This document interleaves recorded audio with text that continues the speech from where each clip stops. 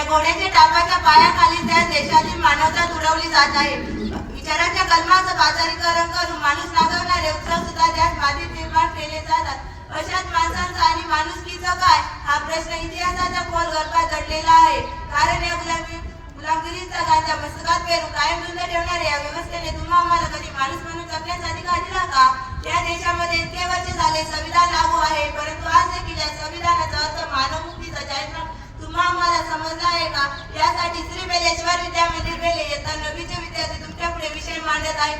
माझा देश माझे संविधान, माझा देश माझे संविधान.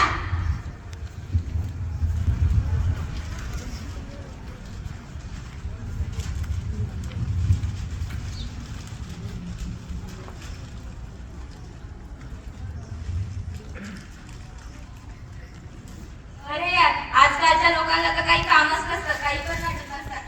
काम काय टाकलंस? अगं, ही तर संविधानाची उद्देशिका आहे. संविधानाची उद्देशिका म्हणजे काय? तुला माहित नाही संविधानाची उद्देशिका? नाही.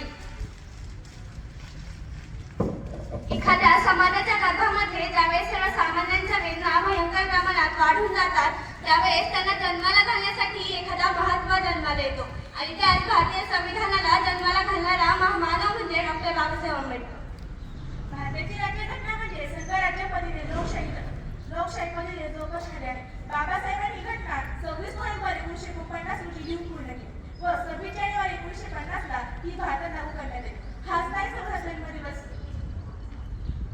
भारतीय संविधानाची मूळ संचलना भारत सरकार अधिनियम 1935 वर आधारित आहे. संविधानाच्या हस्तलिखित दस्तऐवजात इंग्रजी मसुद्यात 1,17,369 इतके शब्द आहेत. भारताने संविधानात अनेक मसुद्यांनी प्रेरित केले आहे.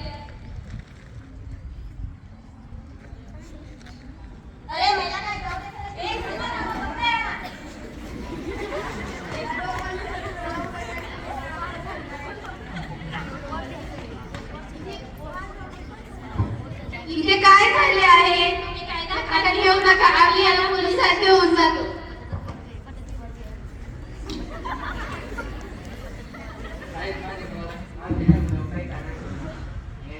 ठीक आहे, डॉक्टरांचं काय?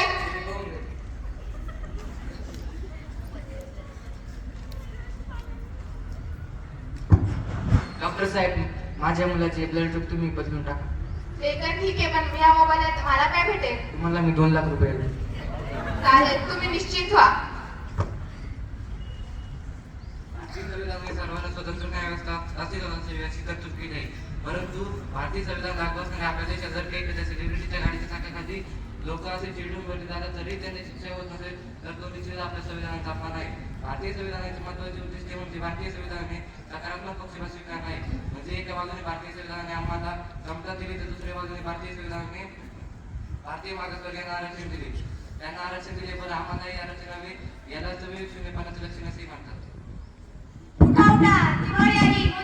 वेळ झाली.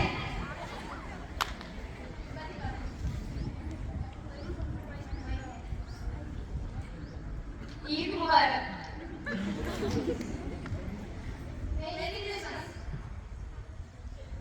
आपले संविधान बदल करण्याचे वेगवेगळे अधिकार वेगवेगळ्या तरतुदी डॉक्टर बाबासाहेब यांनी करून ठेवले आहे.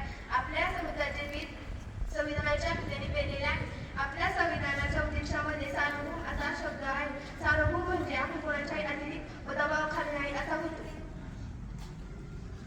तसेच समाजवादी, धर्मनिरपेक्ष, लोकशाही, गणराज्य या शब्दांचा वापर आढळतो. व्यक्तीची प्रतिष्ठा, राष्ट्राची एकता आणि एकात्मता यांचे आश्वासन देणारी बंधुता आम्हाला देत आहोत. हाच या उद्देशिकेचा खरा अर्थ आहे. या संविधानाचा सर्वात मोठा चमत्कार म्हणजे या राष्ट्राचे मुस्लिम राष्ट्रपती डॉक्टर APJ अब्दुल कलाम हे शीख पंतप्रधान श्री मनमोहन सिंग यांना शपथ देतात, ते पण अशा देशात ज्या देशाचे बहुसंख्य नागरिक हिंदू आहेत. मी लिंगायत, मी हिंदू, मी मुस्लिम, मी ख्रिश्चन, मी पारसी, मी बौद्ध, मी जैन, मी ब्राह्मण, मी नवबौद्ध, मी मराठा, मी ज्यू, मी शीख. आम्ही सर्व एक आहोत. आम्ही सर्व भारतीय आहोत. मी राजस्थान,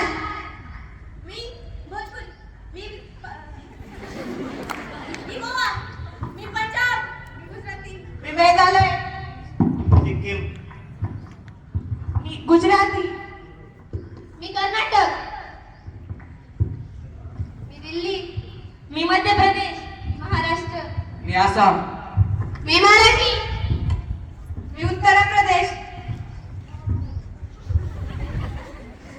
मी हरियाणा. आम्ही सर्व एक आहोत. आम्ही सर्व भारतीय आहोत. मी उर्दू. मी भोजपुरी. मी तमिळ. मी कन्नड. मी बंगाली. मी मराठी. मी इंग्लिश. मी मल्याळम. मी आसामी. मी मराठी. मी हिंदी. मी पंजाबी. आम्ही सर्व एक आहोत. आम्ही सर्व भारतीय आहोत. भारतात अनेक जाती धर्म पंथ व समुदाय प्रांत असताना सुद्धा भारतीय राज्यघटनेने एका सूत्रात बांधून लोकशाही प्रणाली बहाल केली. शासन म्हणजे लोकशाही अशी साधी सोपली. लोकशाहीची व्याख्या असली तरी सुद्धा लोकशाहीच्या 4 खांबांवर एक खांब मजबूत करणे गरजेचे आहे. संविधान चालवणारा हात सुद्धा तितकेच मजबूत असला आहे. बाबासाहेबांनी म्हटल्याप्रमाणे However, a good constitution may be, if those who are implementing it are not good, it will prove to be a bad. However, a bad constitution may be, if those implementing it is a good, it will prove to be a good. बाबा मला फिरायला जायचंय, मला 3000 रुपये पाहिजे. ठीक आहे madam पैसे. बाबा मला पण फिरायला जायचं आहे, मला पण 3000 रुपये द्या. मुलींनी फिरायला जायचं नाही, मुलींनी गप घरात बसायचं, लग्नाला जेवढे फिरायचे तेवढे फिरायचे. हीच आहे का संविधानाने दिलेली समानता? मुलाला खेळायला गाडी आणि मुलीला खेळायला बाहुली. आजही आपल्या देशात हाच फरक केला जातो. हीच आहे का खरी समानता? खरं चुकलं माझं. हे घे मॅडम. इंग्लंड हे भारताचे मातृराष्ट्र असले तरी इंग्लंडची राज्यघटना ही अलिखित अशी आहे. भारतीय घटनाकारांनी लोकशाही राष्ट्रांचा तुलनात्मक अभ्यास करून संसदीय लोकशाहीचा वापर भारतासाठी केलेला आहे. विविधतेत एकता हे राष्ट्रवादी चिन्ह राहिलेले आहे. भारतीय संविधान हे समतेवर आधारित आहे. भारतीय संविधानाने प्रत्येक सर्वसामान्य पुरुषाला अधिनायक व स्त्रीला अधिनायिका म्हणून संबोधलेले आहे. राज्यसत्तेला ज्यावेळी धर्मसत्ता ओलांडते तेव्हा बरीच परिस्थिती निर्माण होते. भारताचे संविधान पिंजाकडे धडकलेले कुत्र्यासारखे झाले असं वाटत आहे. समानतेचा संदेश देणारे संविधान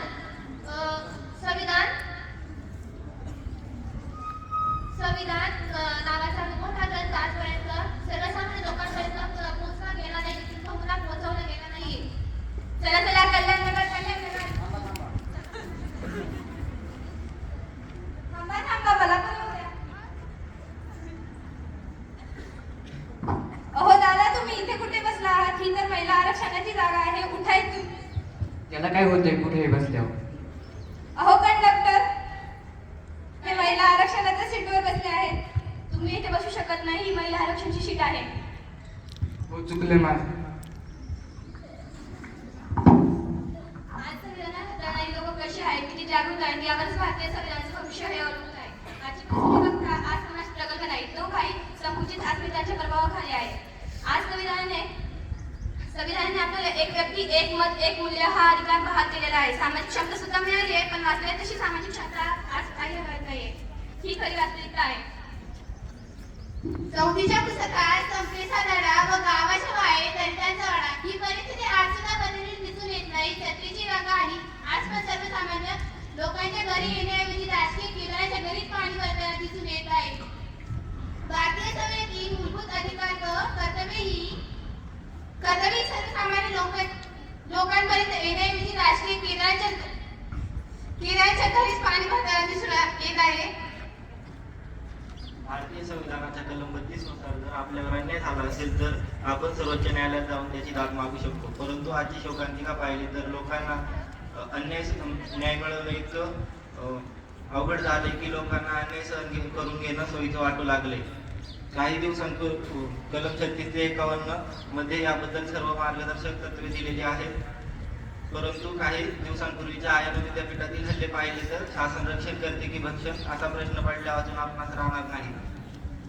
डॉक्टर संदीप जगताप आपल्या एका कवितेतून म्हणतात की माहित नाही जगामध्ये कुठून आली अच्छे दिन, डिजिटल घंटी, आज जनावरांची झाली छावणी, उद्या शेतकऱ्यांची होणार याची काय गॅरंटी? सर्वसामान्य माणसाला संविधानाचे महत्त्व काय? सर्वसामान्य माणसाला संविधानाचे महत्त्व काय? आपल्याला मिळालेला न्याय, हक्क हे सर्व किती महत्त्वाचे आहे याबद्दल अजूनही आपण अपरिचित आहोत. खरं तर संविधानाची साक्षरता असणे आज खूप गरजेचे झाले आहे. आजच्या परिस्थितीनुसार संविधान हा एक जंतर मंतरच्या ठिकाणी जाळण्याची भाषा होत आहे. एकेकाळी संविधान हा माणसाला माणूस म्हणून जगण्याचा अधिकार देत होता. त्याच संविधानाला बदलण्याची भाषा आज या देशात केली जात आहे. बाबासाहेब स्टेट अँड मायनॉरिटीच्या पुस्तकातून अशी त्यातली भारतीय संविधान हे जगातले सर्वोच्च संविधान आहे. परंतु या संविधानात फक्त तीन गोष्टींपासून लोक आहे, ते म्हणजे संविधानिष्ठ, समाजामध्ये गुन्हेगारी, व्यक्तिपूजा, अर्थकामाने. परंतु ह्या तीन गोष्टी बाधा करता पाचही जर शून्य करत असेल तर आपल्या संविधान कळलं का हा प्रश्न पडल्यावर राहणार नाही. बाबासाहेब संविधान सभेच्या शेवटच्या बैठकीत म्हणते की सत्तेच्या शहरासमोर बसलेल्या राज्यात जेव्हा जनतेला विचारात घेऊन सत्ता गाजवायला लागेल त्यावेळेस संविधान तळागाळापर्यंत पोहोचलं व मुरलं असं म्हणता येईल.